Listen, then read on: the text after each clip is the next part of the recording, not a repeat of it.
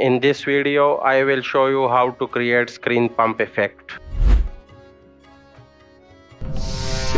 Alright, मैंने timeline में एक वीडियो क्लिप को ऐड कर लिया है जिसमें मैं स्क्रीन पंप इफेक्ट को ऐड करना चाहता हूँ। तो इसके लिए प्ले हेड को उस जगह पर पोजीशन कर दे जहाँ पर आप स्क्रीन पंप इफेक्ट को स्टार्ट करना चाहते हैं और फिर मेक श्योर करें कि आपकी क्लिप टाइमलाइन पर सेलेक्ट हो और इफेक्ट कंट्रोल्स में जाए। पोजीशन और स्केल के पास स्टॉप वॉचेस को क्लिक कर ले ताकि स्टार्टिंग की फ्रेम्स बन जाए। अब कीबोर्ड पर राइट एरो की को 3 दफा प्रेस कर ले ताकि प्ले हेड 3 फ्रेम्स आगे बढ़ जाए। अब पोजीशन की पहली वैल्यू को चेंज करके 820 सेट कर ले। अब पोजीशन की दूसरी वैल्यू को चेंज करके 440 कर ले ताकि ऑटोमेटिकली दूसरा की फ्रेम बन जाए पोजीशन के लिए। अब स्केल की वैल्यू को चेंज करके 120 पर सेट कर ले ताकि स्केल के लिए भी दूसरा की फ्रेम बन जाए। अब राइट एरो की को 3 दफा प्रेस कर ले ताकि प्ले हेड 3 फ्रेम्स आगे बढ़ जाए। अब पोजीशन और स्केल के रीसेट पैरामीटर बटन्स को क्लिक कर ले ताकि तीसरे की फ्रेम बन जाए पोजीशन और स्केल के लिए, क्लिप की ओरिजिनल पोजीशन और स्केल के लिए। ओके, जब मैं इसको प्ले करता हूँ तो मुझे nice looking screen pump show हो रहा है।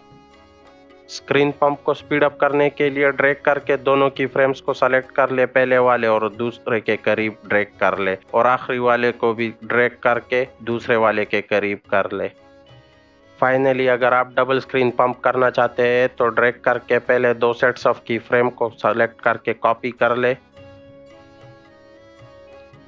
अब प्ले हेड को first set of key frames पर पोजीशन कर दे और कीबोर्ड पर लेफ्ट एरो की को 6 टाइम्स प्रेस कर ले ताकि प्ले हेड 6 फ्रेम्स पीछे चला जाए। अब इस पोजीशन पर पेस्ट कर ले first 2 sets of key frames. Okay, और इस तरह मुझे double screen pump effect show हो जाएगा। That's it for this tutorial. As always, thanks for watching. See you next time.